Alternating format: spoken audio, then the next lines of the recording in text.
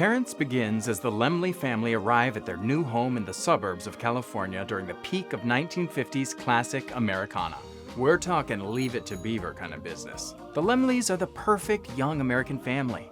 Dad, played by Randy Quaid, goes to work at the plant to provide for the family, while Mom, played by Beth Hurt, stays at home and takes care of the household. They're just like any parents. Dad likes golf, Mom likes baking cakes, they love doing the cha-cha, solving puzzles together, and of course, grilling their bloody and succulent meats. But 10-year-old Michael, played by Bryan Madorsky, is a little bit different. You see, he's not quite the good little boy he should be. He doesn't fit in, he's quiet and odd, and says dark and bizarre things at school. If you take a black cat and broil it on the oven, and you peel off the skin of the bones and take it off, and you chew on the bone, you'll be invisible. You're so weird. And he's been having terrible nightmares. Just like the worst nightmares. I mean, just look at these nightmares. Horrible. And he won't eat his dinner, much to the chagrin of his parents. Eat your meat. Won't you try just a bite? And to make matters worse, Michael's acting out, getting into mischief with a friend and drawing disturbing pictures at school, even mucher to the chagrin of his parents, especially Dad. You don't look like me, you don't act like me, you hate me. Well, you know what? I'm not so crazy about you either. And to make matters even worser, Michael is growing increasingly suspicious that his parents are secretly up to something nefarious. He stumbles in on them doing something naughty, they're always acting weird and creepy, and they're always trying to feed him disgusting meat. And this suspicion is proven correct when he discovers that his parents are actually secret cannibals. And even worsest, they want him to take part in the family tradition. Sure, you'll acquire a taste for it. Your mother did. I learned to love it. Well, Manboynice, you say? That all sounds like a typical story of a boy learning that his parents are cannibals. We people. Where's the social commentary in that? Maybe we should call you Manboy wrong and dumb. Well, it just so happens, Parents is an allegory for the barbaric inhumanity under the shiny facade of American life, and the pressure put on those who don't conform to the status quo. See, Michael, we have to fit in. By using cannibalism as a metaphor, the film exposes the cruelty of the systems undergirding the American dream: patriarchy, imperialism, and conservatism. One of the main ways these ideologies are able to attain and sustain their status as the default social and political paradigms is by obscuring the harm they cause by hiding in plain sight. For example, initially Dad's job is super vague. Michael doesn't even know what he does for work. What does your father do for a living? I don't know. He wears a tie and clocks in at the chemical plant, presumably doing regular dad work stuff. Par for the course, super normal, status quo. How do you know what your father really does all day? He goes to the plant. Yes, but how do you really know? But when Michael visits his dad at work, our little hero learns that there's more to Dad's job than meets the eye. Now, you take your standard jungle outpost. Our planes fly over and drop a concentrate of this stuff. And then what happens? Your first light rainfall, and the catalyzed resin goes to town. 48 hours is jungless mulch. So yeah, Dad's seemingly innocuous job at the plant is actually pretty f***ing evil. He's a cog in the military-industrial complex, engineering chemical weapons designed to turn enemy combatants into human sludge. And this work is casually compared to the wondrous possibilities afforded by the fundamental nature of free market capitalism. Did you know that if I took the exact same chemicals that make up this pen and recombined them, I could make, I don't know, an automobile? The whole world is made up of chemicals, Mike. You can make anything with them. But if you're smart, you'll make opportunities. Designing weapons of mass destruction is just another opportunity to them. As innocuous as designing a pen, an automobile, napalm, it's all the same. Anywhere there's a market and someone willing to buy, there's an opportunity in America. By the way, today's video is brought to you by Ned's Nerve Gas, America's most trusted way to cause cataclysmic organ failure in your enemies. Use promo code KILL to get 50% off this month only. That's promo code KILL and join the fun today. The cannibalism of Michael's parents is used to illuminate these sadistic systems operating within American society. The human flesh that Dad and Mom regularly consume comes directly from the cadavers that are being used to test the effects of Dad's chemical weapons. But the key is, all of this savagery is out of sight. Business as usual. We just don't talk about it. What are they doing? Changing. They change when they're alone. At one point, Michael's dad warns him that people are always watching him, and that the first law of survival is to not let them. It's the next best thing to being invisible. And the goal of this behavior is to evade detection, You can be yourself in the dark. so that you can continue getting away with the harm you are causing. Daddy had this really nice division manager. Went out every day, stole cars, came home, and beat his wife. This is why Michael's nonconformity is such a threat to his family. After all, parents are an innate symbol of authority, and so they are kind of the perfect metaphor for the power structures that quell dissent. I can't tell you. Yes, you can. You don't have to be afraid, Michael. You can tell me. They won't let me. They hear everything. Who, Michael? My parents.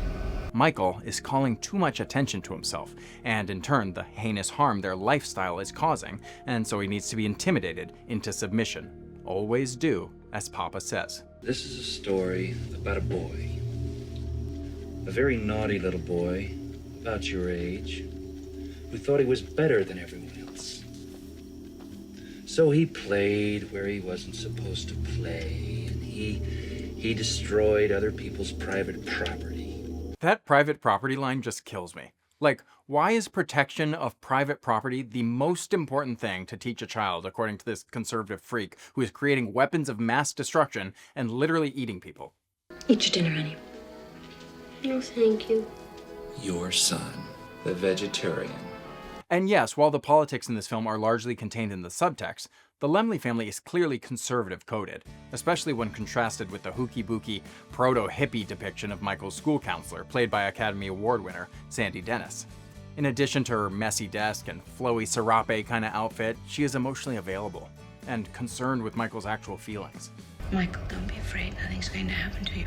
She feels like a portrayal of liberalism and thus an inherent threat to their cannibalistic credo. And her concern for Michael's well-being is ultimately what causes her to uncover the Laemmle family secret.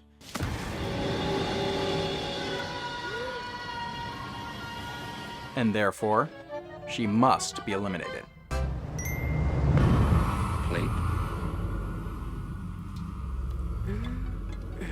Her free-spirited eccentricity, openness, sensitivity, and empathy serve as a stark contrast to the choreographed presentation, closed-off rigidity, and emotional repression of the Laemmles. Repression being a trait that is particularly present when it comes to Mom. This iced tea is making me giddy. Because it is clear throughout the movie that Mom is uncomfortable with the harsh method of discipline that Dad is using to frighten Michael into conforming. And do you know how this made his parents feel? Do you? I don't think that this is the way. You're scaring him. Am I? Am I? She's also a victim of the system in a way, indoctrinated to obey the rules of the patriarchy. I learned to love it. Her feelings and her opinions are repressed, and her agency is constrained by the hierarchy. I don't think that's true. I think it is. Dad's extreme methods of control are ultimately too much for Mom. Nick. We'll have another one, Lily. We'll bring him up right. And she springs into action to protect her son, only to be struck down by this fatherly fascist. I think the setting of the film also plays a large role in the critique. The 1950s, a time of intense racial discrimination, unchallenged anti-communist militarism, and aggressively ingrained patriarchy and misogyny. You know, they say a woman's place is in the home, and I suppose as long as she's in the home, she might as well be in the kitchen. Which is why it was so appropriate to come out in the 1980s, a time of, well, all those things I just said. For example, in the 1980s, the US was quietly intervening in Central American conflicts against left-wing movements, resulting in horrific crimes against humanity, death squads, and massive bloodshed. But this intervention was largely kept from the public and conducted in secret by the CIA and also illegally, most notably in the Iran-Contra scandal. You see, there was a reason that Reagan adopted the campaign slogan, "Make America Great Again," and then another weird guy more recently. Trump? You led Trump, Gladys? The 1950s is the era they want to return to. Minus, of course, the tax rates on the rich, the levels of union membership, etc. And it's worth noting the differences between the depiction of conservatism in the 80s versus today. In the 80s, conservative ideology thrived through its use of dog whistles, while today, they are saying the quiet part out loud using hate-powered foghorns.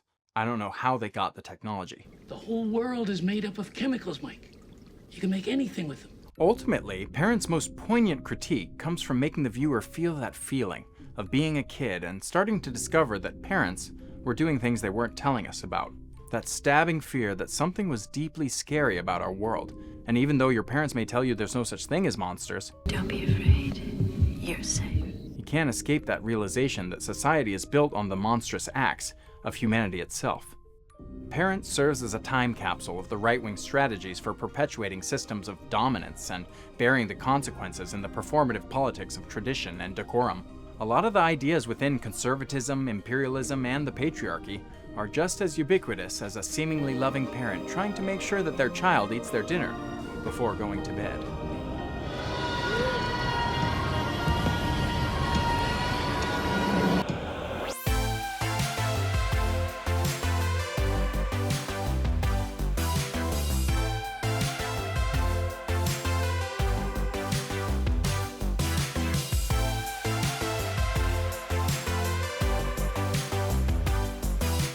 Hiya freaks, thank you so much for watching this video. Now this video was a clip from a larger video essay, so if you really like this video, make sure to go to my channel and then check out the full video to see the full analysis. Press that like button, you can subscribe to the channel, there's a bell notification, and now there's a hype button. They're just adding more and more buttons for you to press, and please press the buttons. Also, if you want to check out my new videos, get early access, go to patreon.com/Manboynice.